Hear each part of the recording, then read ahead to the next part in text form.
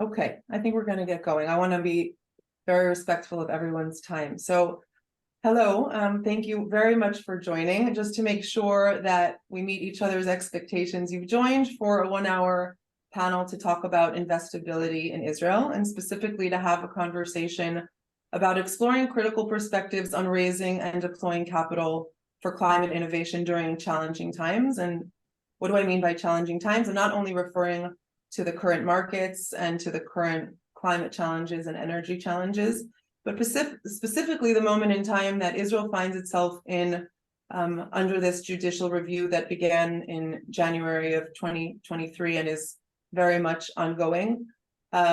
This is the first of many series of events that we'll be doing at Mile. So stay tuned. The next event is already actually going to be placed right into the chat by Sivan. So thank you, Sivan, for doing that, about climate adaptation, which will be in November. So we'll have a little bit of time to breathe in between. For those of you who don't know me, just a word about myself. My name is Moria Lotan. I'm the founder of Mile Advisory. Mile is a hands-on strategic advisory company based in the US that works with investors, startups, and public stakeholders who are looking to make a real difference in energy and climate. We bring and try very hard to bring value to our clients in areas of open innovation, designing competitions and challenges for corporates and investors. We build and manage go-to-market strategies, investment strategies. We work with investors on tech sourcing, on due diligence, and conduct data-driven research just as part of our offering. Happy to talk more about the work that we do at Mile after the session, or feel free to ping me and we can always meet one-on-one. So why are we here? We're just a few days before New York City's Climate Week. So for those of us that are New York-based, good luck. The traffic is supposed to be crazy. And for those of us who are coming in from abroad, I'm sure you'll have a great time. New York Climate Week has, someone just told me, over 1,000 events over the course of 3 days. So it's going to be extremely content intensive, all around areas of climate.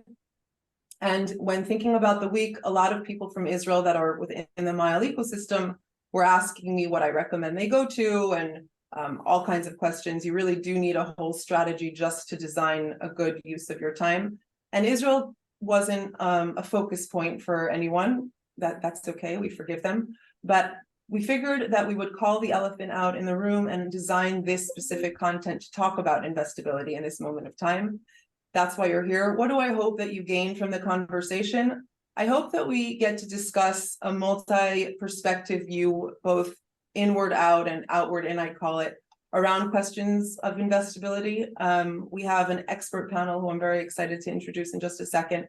And if we leave with no answers, but with better questions, and maybe even preparing some of the people that will be arriving here in just a few days to engage with the local stakeholders, to know what people are thinking about when thinking about Israel, I think that that'll be a job well done. And of course, if you guys can know one another a little more, even though we're in the digital space, and schedule face-to-face meetings while you're here, that would be the cherry on top. So a few technical housekeeping items that I wrote down. One, I recommend, if you can, put it on speaker view. It's on the top right to change your speaker, to change it to speaker view, not critical. Number two, feel free to put your questions in the chat for Q&A. I will do my best to get to as many questions as I can, keeping us within that 1 hour time frame. This discussion is being recorded. Don't worry, all the panelists know that it was being recorded. I asked for permission beforehand. And finally, if possible, and I know that it's really hard, have your cameras open. It's always nicer to talk to faces. If you can't, totally understandable, but if you can, that would be great. Now let me introduce our panel, and then we're going to jump right into the questions. Esther Barak-Landes, who is with us, thank you so much for joining, is the managing partner and co-founder of Flora Ventures, an early-stage VC fund that invests in purpose-led entrepreneurs who are redefining an $8 trillion agri-food and sustainability industry. Thank you for being here again, Esther, and a belated happy birthday. Yesterday was Esther's birthday. Eran Sandhaus is joining us from California and is the managing partner and co-founder at J Impact. The J Impact Investment Fund, which is part of the J Ventures Group, has raised $22 million announced just this past July. Congratulations on that, Eran, for investments in impact companies. These investments will focus on generating both profit and social value. Eran also invested in NT Tau, which is Israel's first and only fusion energy company, where I am lucky enough to have been given the role of leading their strategy. So thank you very much for being here, Eran. Thank you, Moriel. Thank you. Next, we have Ori Ofek, who is the co-founder and CEO of Viridian, a big data startup providing actionable, wide-scale sustainable data and insights for investors and asset managers in the new climate economy. Thank you. Thank you for being with us. And last, but certainly not least, very excited for everyone to have David Nanas here with us. David serves as the president of LS Power Equity Investor Advisors, LS Power Private Equity Business, and is a member of the Management Committee and Investment Committee. David joined LS in 2005, and in my very humble opinion, is one of the leading thinkers and business drivers around power, energy, and the energy transition, who also has a warm place in his heart for Israel and never says no when I ask him to sit down and talk to me, so far at least. So thank you, David, for taking the time to join us. Thanks for having me.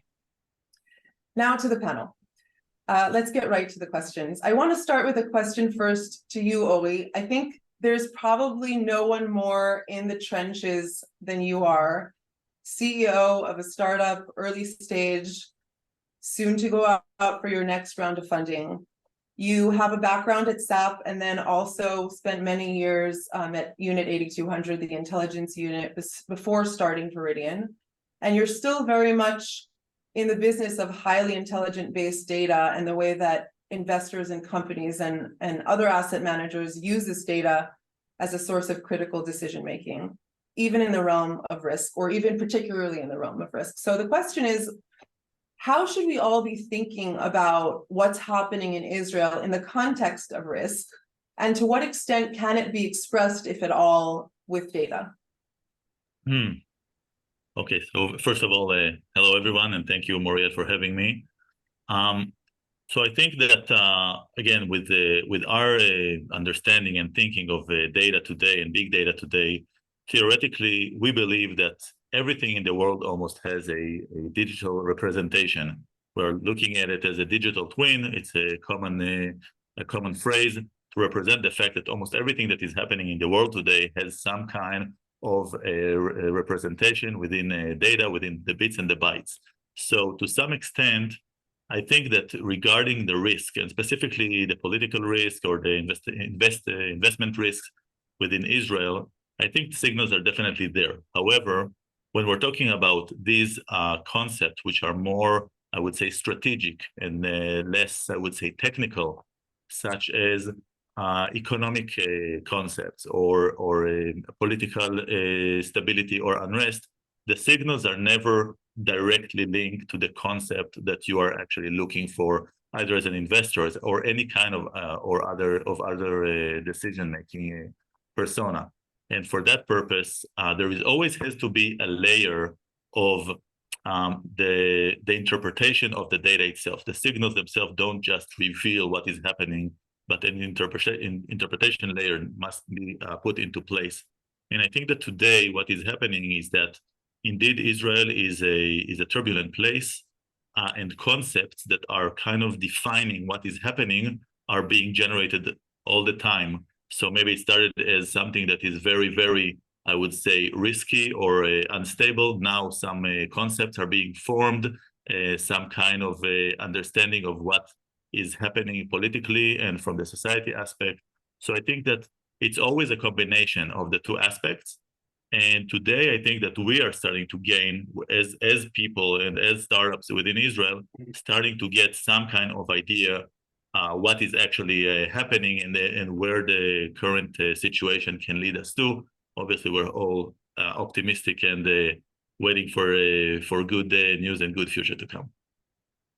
Thank you. And you're extremely involved, I know, on a day-to-day basis. I appreciate that answer. Esther, I want to ask you the next question. I mentioned briefly in the introduction that you're the founding partner at Flora Ventures, which again is an agri-food fund that invests in early stage, both European and Israeli startups, I should mention if I didn't mention it before. You have been extremely honest about the complexity of the moment that we are in Israel. It's been published, so people can Google your name and find a few articles as of recent that discuss it. Specifically, how the last 7 months now have had an effect on you, and you've also spoken very honestly about the tension between raising a fund, of which you've already raised 50 out of hopefully an $80 million fund in commitments, and have already started making investments, but also at the same time while raising this fund about your concerns for Israel. So my question is, has the judicial reform in Israel, in your opinion and experience, changed its investability appeal, and specifically how you think it'll influence potential investors for funds when they're looking at Israel and looking at other opportunities there? Okay, thank you, Moriel, for inviting me. Well, there's some good news and some bad news. I think the new judicial so-called reform has been doing in the last half year a lot of damage. I believe for startups and for funds that are raising money. So it has been slowing down dramatically. H1 2023 has slowed down dramatically as opposed to H1 and H2 2022. And there's decrease of maybe between some are talking about 70% or 50%, but I believe, and some are even saying 90%, and I assume it is also it also depends on the vertical. We also have to remember that this reform came after the economic crisis that happened following the Ukraine war and everything. So the world was already under pressure of economic crisis. Everything was slowing down. And when the rest of the world started to recover, we actually went the other way down, and because of the reform. Now, I think that what is surprising, according to data and surveys that were done, is that the foreign investors are less concerned about the situation in Israel than the Israeli, at least as far as investing in startups. So there are more investors, foreign investors that are investing in Israeli and leading Israelis investments than local investors, because I think we, the Israeli VCs, because we are already experiencing on a daily basis the situation, we're kind of holding our horses and waiting to see what's going to happen, as opposed to the foreigners that really have their own due diligence and economic reviews that they are doing. So unfortunately, the private funding this year hits 5 years low, so it's very bad compared to last year, and compared to even it hasn't been this bad since 2018, I think. That's what I read. And on the other hand, there are some areas that are very, very interesting and didn't experience that decline. Experience this, and there are two major areas. One is cybersecurity, which I'm less interested in, and the other one is like agri-tech, food tech, and climate tech. So I think that climate is a big word, contains all of that inside it, and because we see all the regulations and we see all the situation worldwide that is related to climate, and time is really you know, in 2050 there will be 10 billion people, and we need to find how to feed them. And the same we see with the weather and everything. So I think that all the statistics says that climate tech has been, you know, increased in terms of investments. Also agritech, I hope that this also relates to, you know, investing in funds, etc. There are many companies, more and more companies that are coming in these areas. So we see a lot of deal flow. There are a lot of people that were used to be in you know, software or other areas, that media or whatever, and comes from the army, the 8200, the 81. They are interested in climate tech. The young generation is very interested in the situation of the climate, and sustainability is a big word for them. So we see more and more people moving into these areas, and this is why happily I read, I can't say that I feel it on the ground, but I read that you know, statistics are saying that climate and agritech didn't suffer from this situation. However, you know, we see there were this SNC had done a survey that said that the companies are starting to move money out of Israel, and also to relocate the headquarters, to relocate people. My feeling is that this is an opportunity for Israel. I'm still optimistic about the situation, and I feel this is an opportunity for Israel, and therefore I try to be optimistic that this time will change and things will change, because the entrepreneurship spirit in Israel is still here, and whether the company is registered in Israel, Europe, or the United States, it doesn't really matter. I mean, what matters is the Israeli culture that is still starting companies and the idea, whether it's in registered in Europe or the United States, doesn't really matter. For the state of Israel, for the tax issues, I hope for Israel that more companies will still register in Israel. But the situation now that some companies are definitely moving out of Israel. That's good news. It's definitely a positive inward out perspective. David, I think that you're really the representation, even though some of us live in the US, I think that you really represent a very important outward in perspective that I think are important for both entrepreneurs who are raising funds, but also funds who are raising and deploying capital. And you're obviously much more in the energy and power business, but can also really invest wherever you want, country agnostic. You know what solutions you're looking for because you're so intimate with the problem, or any of the problems that you either currently see or forecast for the future in the LS business. How critical is the noise coming out of Israel, or political noise in general, when you think about, and when your investment committee think investing? It's a real consideration. So you just said it, Moriel. We invest in what we think is like the essential or critical energy infrastructure and services that's really required for this energy transition. And we've been doing that for over 30 years. More and more, though, as the rate of change is accelerating, whereas we used to invest in much more mature assets and businesses, we're now also investing in earlier stage businesses. Israel has been the source of some fantastic technologies that are the basis of a lot of what we're all doing now.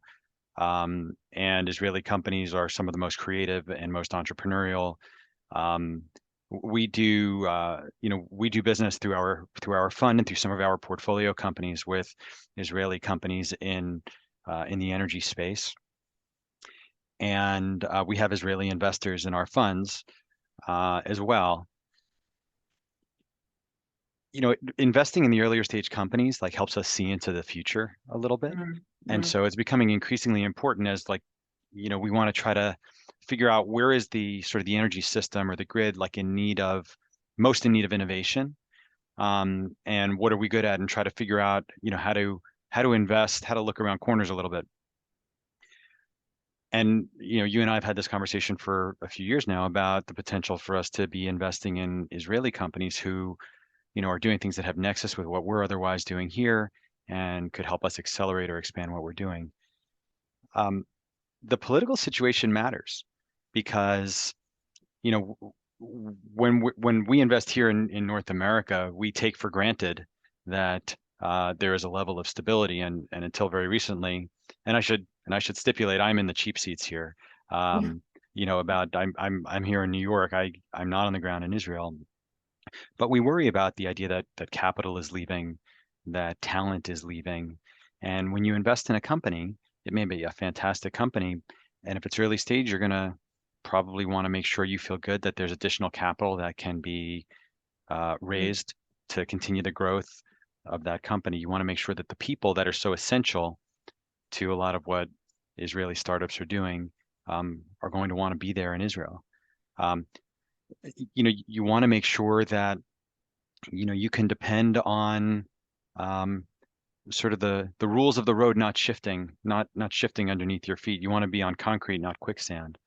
And so, it's hard to assess from here. I read in the papers and I watch on the news, and it makes me nervous. Makes me nervous for business. It makes me nervous as a Jew. It makes me nervous as a Zionist. But from a business perspective, it's questions that we have to ask ourselves, because I have a responsibility to our investors, Sure. and I need to be very judicious with their capital. And so just like, we look at what's the strength of the technology and the experience of the team and the customers that they've got, we also have to look at the macro environment surrounding those customers, or those companies rather, and either get comfortable with what's going on or not. Is it different, just to follow on, and is it different? Do you feel that it's different right now in this moment of judicial review than it has been historically at other moments of tension around Israel? Is there something specifically more acute right now? So I would say yes. Yeah. For sure. Again, to just paint with a very broad brush, Yeah. The question of what does the rule of law mean has never been something I've thought about with regard to Israel or business in Israel. And that may be just a massive oversimplification of what's going on. But the notion of judicial reform makes it likely that there is risk that some people get to make the rules without the consent of the rest of the people, and that leads to instability, or it could. And so, this seems to me to be unprecedented. I've never worried about this before. Yeah, thank you. Eran, from California, joining us. Thank you again for being on the panel. I really am interested to hear your perspective on what you look for in founders, specifically obviously around climate and energy, but what are the characteristics that you're looking for when you're doing your tech scouting, and all of the many meetings that you have with them, and what kind of traits do you think specifically they need to have that maybe in other areas we don't need to have, specifically for climate and energy? Sure, I can do that, but I also want to build on what Esther and David just said. Okay, I do want to react also to what's going on in Israel, because this is why we gathered here, and I think that we can offer a little bit of a unique perspective. I'm an Israeli running an international fund based in California. Okay, so, and our group, by the way, over the last 7 years, we've made around 50 investments, about a third in Israel, and I would say probably 95% of our investors are Jewish. So we have a deep concern and connection to what's going on in Israel. And what I want to say, first of all, I think we need to separate between the emotional side of what's going on and the financial side of it, okay, the financial risk that we look at. So first of all, emotionally, of course, we're all concerned about what's going on. We have a deep care for what's happening in Israel. In the last year, I got to visit Israel 4 times, and I kind of went up and down, okay, together with the emotions of everyone else. But financially, as David said, we have a fiduciary duty to really invest, and we can also invest anywhere globally. So we're not restricted for where we invest. So it's really our duty to put it where the dollars get maximized. And in the past, I would say in general, just so you know, especially folks from Israel, it's a lot easier for us to invest in companies in the US. We invest early stage, and there's a tax benefit when we do that. And we don't get that when we invest in Israeli companies, which means that Israeli companies have to be better, okay, in terms of the return. And typically we could make a case for ourselves because there's something unique about Israel. People combine networks quickly. There's a lot of multidisciplinary, which is localized. And again, that's why people can create really magic that we don't often see in other places. What we do see happening now, we do see most companies getting headquartered in the US. I think that's a way to kind of de-risk maybe what's the way people look at it, the regulatory side of it. I think fundamentally that's, we're happy when that happens because we get to have a better tax benefit, okay, as a US-based fund, to put it plainly. And the other side is, I think there's the short term and the midterm of it. Short term right now, there are shocks and instability. And as investors, we always don't like instability. Okay, we want to understand what happens with the exchange rates changes. It also has an effect. So our dollars basically, buy less basically buy more in Israel, but it has more effect on the companies and the exports. So we want to see things settling down. And I think that's part of the reason that the investments declined, okay, beyond the general decline that happened in the world because of interest rates and everything else. We do think that midterm things are going to get stabilized again. Okay, we don't quite know what it will look like, but I think the underlying element underpinnings in Israel remain the same. It's still a very strong multidisciplinary culture that's looking to be at the forefront. And in that regard, I now want to tie it back to your question and really answer it related to climate. When we take a look at climate, no one in Israel, if you think about 10 years ago, really thought about this as a segment. And that's also been the case in many other segments in Israel. Israelis are quick to form and jump into places where they see opportunity. In my last position, I worked in the automotive industry, and I got to work a lot with around 600 startups in Israel that came from automotive, where there's zero automotive industry in Israel. And in Israel, I think that climate, there's some people that are related to it a bit more, but in general, really, there's not a lot of knowledge when you think about like energy, you think about those spaces. So I think that people are reacting to, first of all, a lot of people are called because of their sense of purpose, wanting to do something impactful. And I think that it's great to see people connected to something they care about. And the second thing, which is really financial, people see the opportunity as, as Esther mentioned as well, the overall landscape kind of went down, but you can see that venture capital in the climate space globally continues to be very stable. So there's a lot of dry powder, a lot of money to be invested. Glad to see that Barak and Esther and the group created Flora. So there's now more money available, even in Israel, okay, for venture back for climate, and other folks have also been created in the last year. So I think the ecosystem is starting to form. And when we take a look at startups to invest, first of all, I ask, beyond looking at the financial plan, which is really important to us, we really ask three fundamental questions. We first of all ask the people, the entrepreneur, why did you create this company? And what we look for is intentionality. We want to see the commitment. We want to see people being detailed about what they really thought, what they really want to do, because being an entrepreneur is a hard job. We want to see that they can carry the day all the way through. The second thing we ask them is, what's going to be your impact by 2030? Like, what will actually happen in the world because you exist that wouldn't have happened otherwise? And then we ask them the third question, which is, how would you measure it? Okay, so we want to see people thinking from the end. Mm-hmm. And I always tell them, it's okay, you're not committed, you're not signing a contract. We just want to get a feeling, okay, for what, where you guys are going. And then the other thing is we look for, of course, is, are they set up tactically to do it? Do they have the right team in place? Do they have the skill set in place? Do they have the resources that they need? Are they raising enough money to solve the problem? Are they solving an interesting problem? All of those things we do. And we want to see that there's a connection between the vision and what the company does. So essentially, for anyone in the impact space, we look for what's called theory of change. And we want to see the connection between the inputs, the outputs, the outcomes, and the impact, going bottom up and top down. So that's really, I would say, the main element behind it. The one thing I would say, Muriel, just related to Israel, the one thing we're concerned about, at least in the short term, again, we fully understand why people are doing what they're doing, but I think what's really relevant is that the mind share of people is shifted. Okay, when we take a look at people spend their time. Yeah, CEOs, including VC, a lot of the industry in Israel is really shifted to deal with what's going on in the political situation. So mind share is shifting. Mm-hmm. And really, for one thing that we want to see is that the mind share is shifted, but more and more is also being shifted to deal with the business in parallel to what they're doing. And I think it's getting better, but it is something we're looking at as well. Thank you. I think that's a really excellent point about, and I know, I have a conversation with some of the startups and the CEOs that I work with, and we speak about it a lot, which is, what are you paying attention to right now? And I think that's a really great point, Alan. So thank you for raising it. David, if I can get back to you for the next question.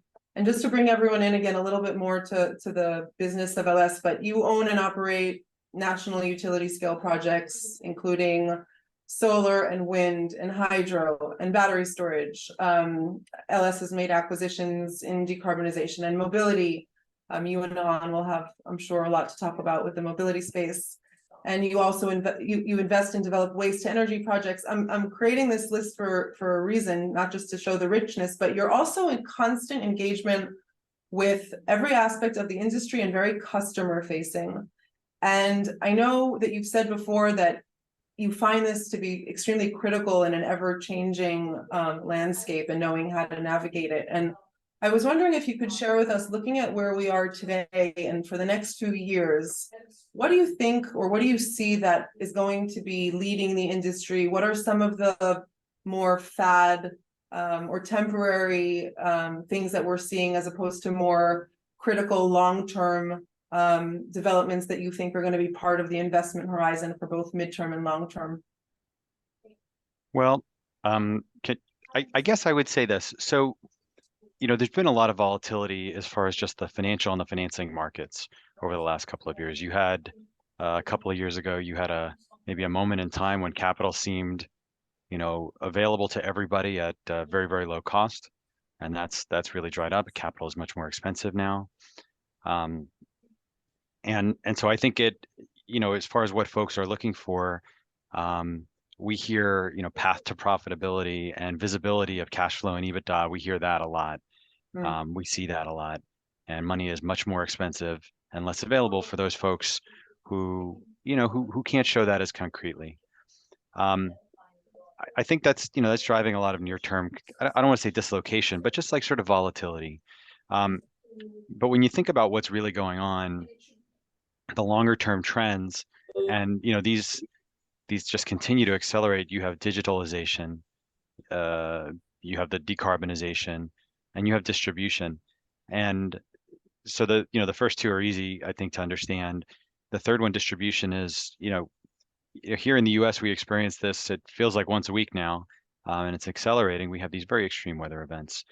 And oftentimes you'll have, in California, as an example, you can have a wildfire in one part of the state and you're at risk of losing your electricity in another part of the state. Distribution or distributed energy, folks really want much more control of the energy that they consume and that they use or even produce. Historically, we all get our energy over wires and through pipelines from far away. And with the distributed energy, the energy is produced much closer to where it's consumed. And that gives people control over, if something's happening on the grid, it doesn't need to affect them because they've got their own ability to control that. But they can also focus on, the sustainability, the affordability, the resiliency, and reliability of that energy. I think so. Sort of those 3 Ds are big trends that we are watching and that we are investing into. I would say keep an eye on reliability, because we need to add as much renewables and storage as fast as we can if we're going to arrest climate change, in a way that is going to have the impact that we want.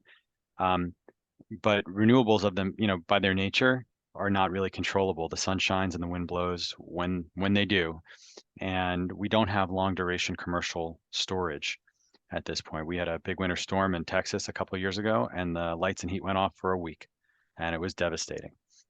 So we need to make sure that we're planning and thinking forward in a smart way. How are we going to decarbonize? How are we going to make sure that this sustainable energy is available for everybody, but in a way that's reliable, so that when we turn on the light switch, the lights always go on?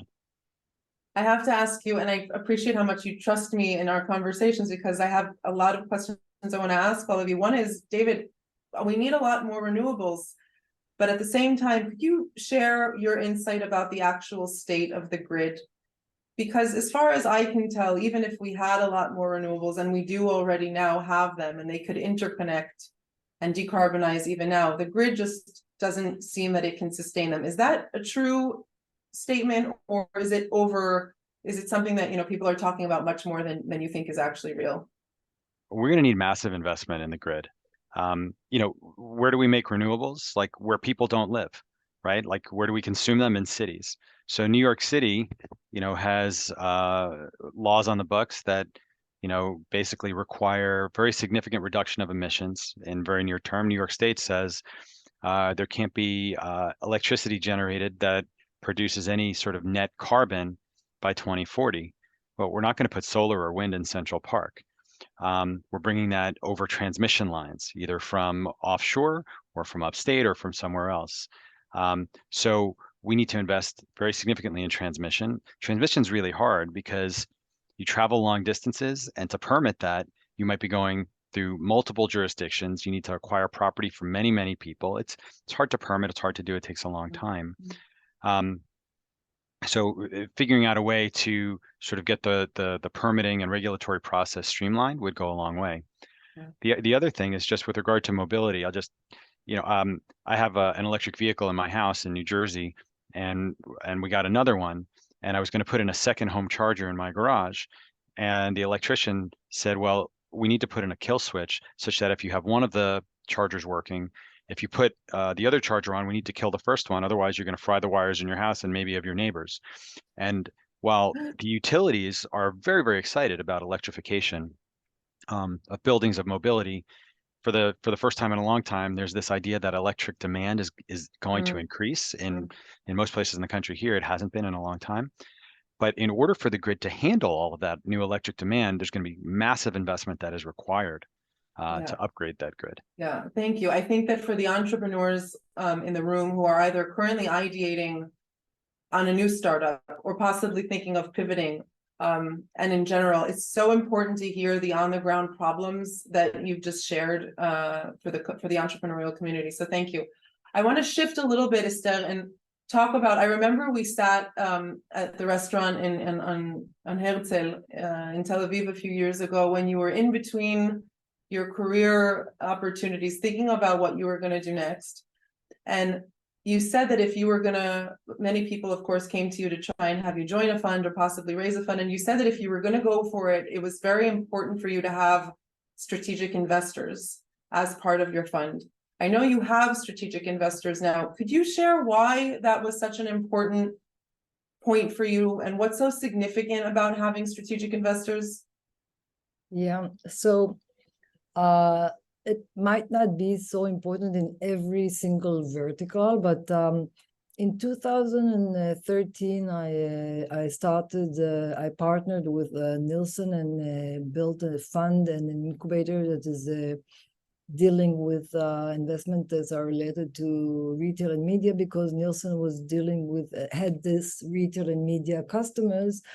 I wasn't obliged only to invest in retail and media. I could invest in anything I want because it was a fund and then an incubator. But I realized, because I had so much data coming from Nielsen and also relationship to the market, so they have all those so many customers that are very big customers like Procter & Gamble or Walmart or whatever, Target or Unilever, and all those retail and CPGs on the one hand, and then also in media. So I said, let's collect the needs. Let's collect what they want. Let's see what they are suffering from. What's the next thing that they think of? And when I realized, and then let's search for companies that are building solutions for real needs.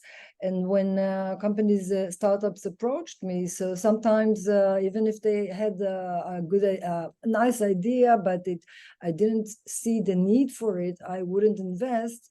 Or if there were really good people, I would tell them, try to solve another problem. And by the way, one of the groups really came back after 3 months with another solution and ended up being acquired by Nielsen. So it can really, and searching for something that is needed. Now, in agri-tech and climate tech and food tech, I think especially in agri-tech, it's really important because the agri-tech market is so backwards. Food tech, we saw in the last a few years, it was really, there were many companies that raised a lot of money.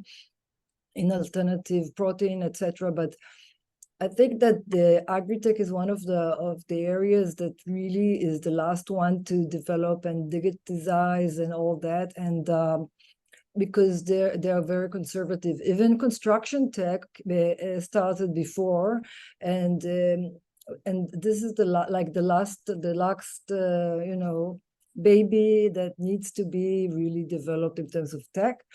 We saw it with fintech and insurance tech, etc. And at the end of the day, insurance tech, for example, if companies that have been developing a solution that is online, it's really different from what is now, it was there offline, but they never calculated the business model or understood the business model.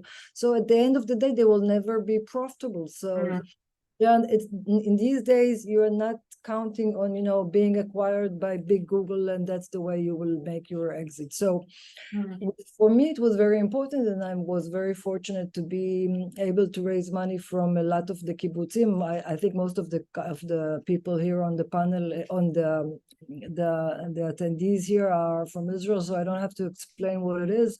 So many of the kibbutzim, as well as another really strategic agriculture investor that is dealing with fertilizers and planet nutrition.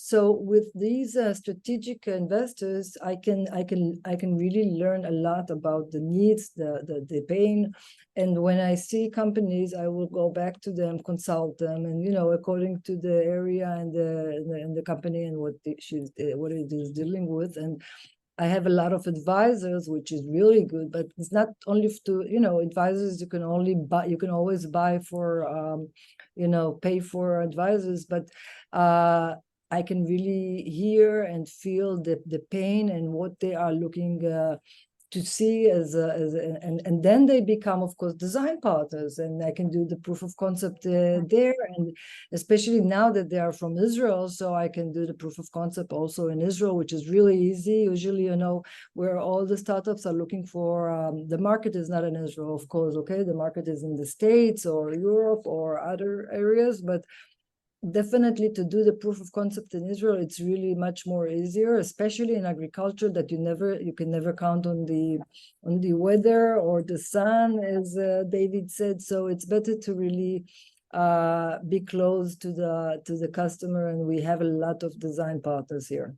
That makes a lot of sense, and I think that both what David shared and what you just shared really do have to do with having your ear towards the problems, and also who to turn to in order to find out more about what the market needs are. Eran, I'd like to ask you a question in that regard, because I hear from a lot of the entrepreneurs that I meet with that there's a lack of deep subject matter expertise within Israel and climate, and that it's a barrier to both growing those type of companies, but also when the startups are fundraising and they get teams of much more. The Israeli climate space has many more local investors than it does foreign investors, but when they go through the DD process, a lot of them lack the ability to ask those deeper tech questions. You are very different in the space. You have a background that's much deeper tech oriented, which we'd be happy to hear about more, but do you find the lack of subject matter expertise to be a barrier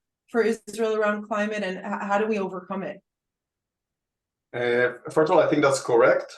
Okay, there is a gap, but I also want to nuance my answer. Is if you take a look at climate, the climate is actually not a sector; it's a collection, it's an intention. Underneath that, you've got energy, you've got storage, things that David spoke about, what Esther talked about with agriculture and food, all of those different elements. So I think when you take a look underneath, there's some areas that Israel is very well set up to do. Okay, like data management, mapping, okay, satellite imagery analysis.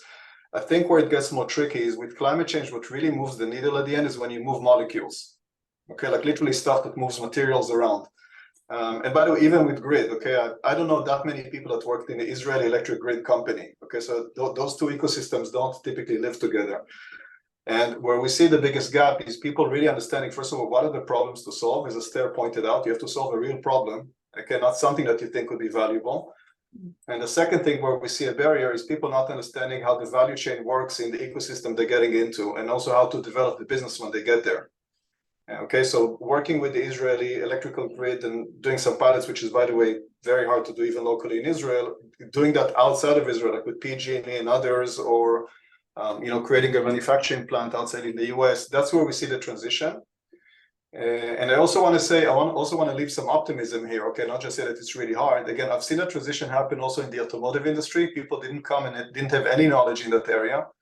And I think what Israelis are very good in understanding is understanding when they don't know something to figure out how they're going to solve that problem. And what usually people do is they're going to find and identify people that do have the knowledge. And I think that that's really our role collectively as investors, advisors, to connect people to the right folks so they will understand the problem they're solving, find the business development, VP business development that can help them to expand. And I see those things forming. I just think that we're in early stage. If you take a look at the automotive ecosystem, it took about a decade. And I think that the climate tech industry, again, I'm putting a very rough average in multiple segments. Maybe it's a few years old. I think the good news is that we learned a lot around the process. There are already bodies in place that help to, to smooth out or accelerate that transition. And to that extent, by the way, I want to say that very similar to Esther, I do believe in strategic value. The way that we operate, we have the 450 investors, we have 160 people who manage funds, we have 200 people that lead corporation, including folks that build the electrical grid in the US, folks that do storage, that deploy storage today, that advise the US government on policy. So we do have pockets of those areas, but it requires a very, very deep and very broad expertise, anywhere from scientists to people of policy, people of business. So I think there is a complexity, and when you create a company, you want to make sure that you can really put your arms around that. Okay, so that's I would say the short answer. And just one more thing to build on what David said before. In the US, we had in the last year, just in 2023, we had already 23 extreme weather events. Okay, up until now. Okay, between the fires in Hawaii, we almost had like a tornado in Silicon Valley. People that come here understand that this is like not something that usually happens. We're like a protected area. We had like the grid down, okay, no power, no cellular, okay, for like days. And you see like how fragile all of this is. It cost the US already $23 billion, just that's the lowest estimate, okay, from the last year. So this segment, I believe, is going to boom. And because of that, you see the grants and everything else. So I think more and more people are going to get drawn to solve these like really hard problems. And that's really what we hope for. Thank you. Oli, I want to ask you a question, and I'm paying attention to time, and I want to let people ask if you have any questions, just to place that in the chat before I ask my final question after this one. But again, going back to really being a CEO of a startup and experiencing the pressures and challenges around looking at the opportunities that are on your plate right now, given all of these perspectives around Israel and investability and your personal opinion and your business opinion, how do you and the team at Viridian plan in this moment of somewhat of a level of uncertainty? And could you share with us, and for the entrepreneurs and founders in the room, what are some of the actions that you are taking now, or you're trying to make sure to take, to either extend your runway, or how do you ride the waves? Is that possible? And just share your insights with us. That would be great. Sure, Moriel. So I can say that actually from the get-go, when we started, we kept a pretty, I would say, conservative approach, saying we're not going to go, all out, and definitely reserve our capital and reserve everything, and be very responsible for our investors and their need to see how we de-risk, or how do we really keep the entire business in a very, very controlled manner. And for that matter, we've always been very, very cautious with our budget. It was always, we're not kind of the young, crazy founder that really start with all kind of flashy expenses or any of that. So it was always about being very, very conservative, and always trying to really make the most out of the minimal capital that we can spend. I think this is actually basically what we've done for the last over a year and a half, really, really lowering our expenses and making the most with what we can.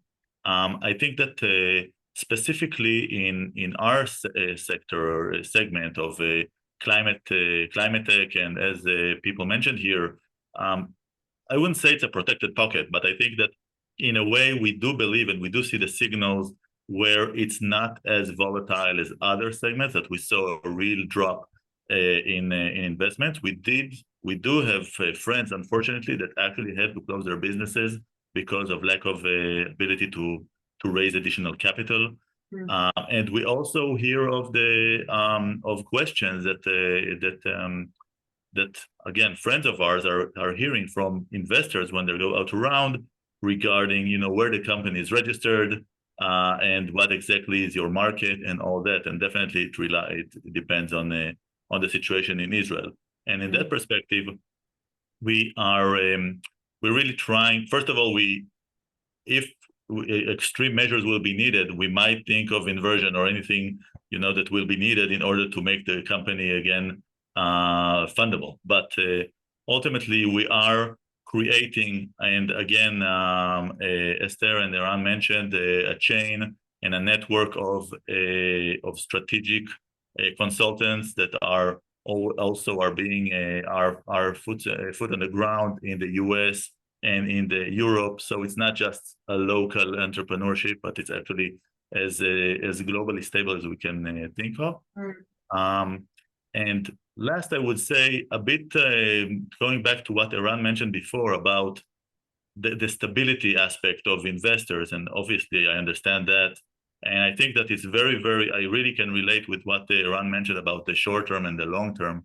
And I think that not only that currently there is a huge turbulence in the political matters in Israel, I also think that it's not only, and again, this is like a personal belief, not only that I believe that there is going to be stability later on, but I also think there is going to be a fundamental correction in the political situation in Israel. I think that the current situation is kind of a combination of processes, like underground processes that has been waiting to emerge. And I think that currently what I experience personally is that there is a huge movement of kind of rebuilding and redesigning, not just breaking, but really rebuilding and redesigning a future model society. And I think that these underground,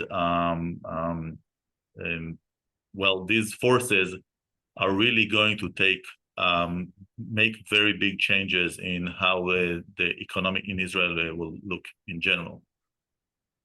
Thank you. I want to, just while I have you, just ask one more question, because you often talk about how Viridian enables decision makers to know what reality is using data in the climate space. What do you mean when you say using data to know what reality is for climate specifically? What aren't they able to see without the type of data that Viridian knows how to offer? So I think that, again, from an intelligence standpoint, and this is where our background comes from, it's always about asking the questions, first of all, and understand what you're looking for. So I think that in this concept, and I mentioned it a little bit earlier in my previous answer, there is a need for a clear conceptualization of what exactly is regarded as a risk or as an opportunity in this new climate change environment with the climate change. And I think that once it is the questions are there, then the type of signals that we are covering today, for example, are in a way, let's talk about even about the simple thing about physical risks that is obviously high on everyone's mind, and with all the extreme weather events. So it's always about not just asking the big question, but breaking it apart into the tiny question that actually comprise into that. So again, we are creating a solution for investors and for asset managers. So for them, for example, to be able to see constantly the correlation between all of their activity sites, which is something that we collect, and the granular information about each and every site and the type of activity and the type of facility, together with the physical risk models that we are building based on high resolution climate data, this is a joint view that suddenly sparks this kind of insights. Okay, these are hot areas. Now it's very easy to understand, but sometimes the underlying work that requires to combine all these points, this is the mastery and the art. So I think that this is what we're trying to kind of do, to connect all the points in all relations regarding any kind of risk, not just physical risk, but also regulatory risk and financial risk, and the physical and I would say the actual embodiment of the companies or the assets that they are investing in. Well, you've definitely taught me to be someone who tries to create much more data-driven reports and insights. We're just finishing up at Mile a very important report. I'll be happy to send it to everyone, that's actually looking at the Israeli decarbonization space, significantly cleaning up the noise around which companies there actually are that are doing direct work on decarbonization and which ones are enabling the core decarbonization efforts. And I'll share more of that. But my final question, and I want to ask everyone on the panel to maybe just join in. We're, again, most of us celebrating the Jewish New Year tomorrow. I appreciate everyone coming on right before. It's not, as they say in Hebrew, muvan me'elav, or not to be taken for granted if I translate it quickly. Could you share with me what your priority is for the next year? We could stick to the business domain. You don't have to share what your personal priorities are, but what are you really, really laser focused on for the year ahead? Esther, why don't you go first? Okay. So first of all, I have to conclude building the fund. You know, we had our first closing, but I have to finish building it. But more important for me than fundraising is actually finding like the best in class companies to invest in. There's so many interesting things, and to really find it, and to find the right people. And you know, I usually used to say that I have the stomach to look at people and understand and to find people that are, you know, with the right spirit to build a company, because I'm not investing in people just for like change, you know, bring a new CEO after 1 year or 2 years and say, okay, he was good for the beginning, he's not good for the end. I really believe that the founder of the company needs to go all the way, and it's really finding the right people. Thank you. That's David.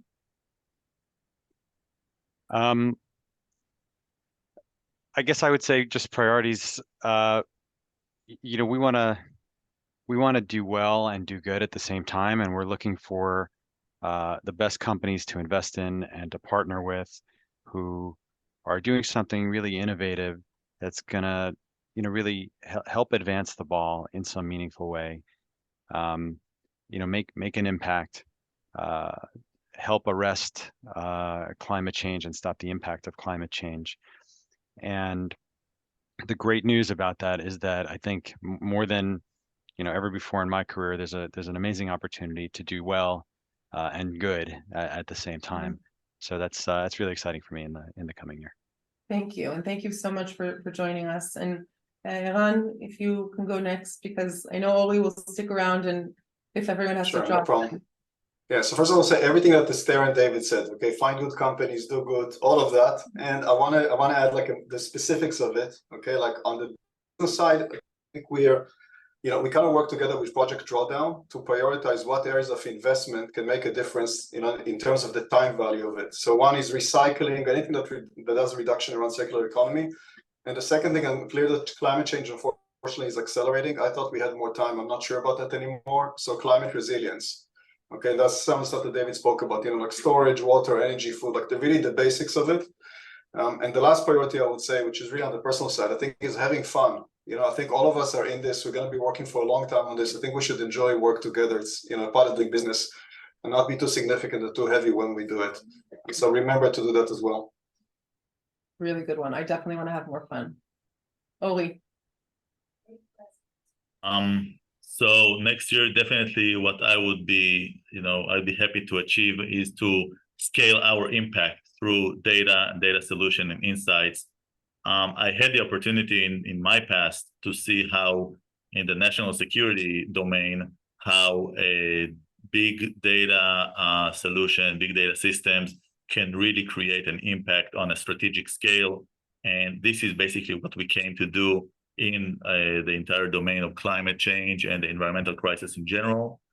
So again, we've seen this kind of potential to create that new language of how data-driven decision-making can really shift mountains in the terms of climate. So hopefully this is the year where our technology will create or start creating such impact. Amen, amen. Thank you very much, everyone, for joining. I promise to always be very respectful of our time. We're at 2:01, so if you are late to a meeting by 2 minutes, it'll be okay. In the chat, you have the link for the next event, which is about adaptation, a very important topic, which will be in November. The climate report that we are writing is coming out in a month from now. Happy to share that. And most importantly, if you saw someone here or heard something and you'd like to further advance the conversation, please feel free to reach out. I'll do my best to put you in touch if it's relevant, never creating any noise for any of the members of our ecosystem. And I thank you all very, very much for joining us again, wishing you a Shana Tova. Have a good weekend, happy fall. And if you're here for Climate Week, let us know. Happy to meet anyone, most people, for coffee or anything. So thank you. Thanks, Moriel. Thank Thanks, you. Shana guys. Tova. Shana Tova לכולם. Shana tova. Bye.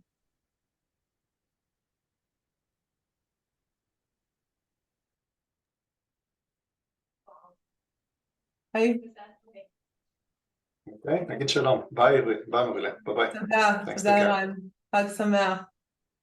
חג שמח.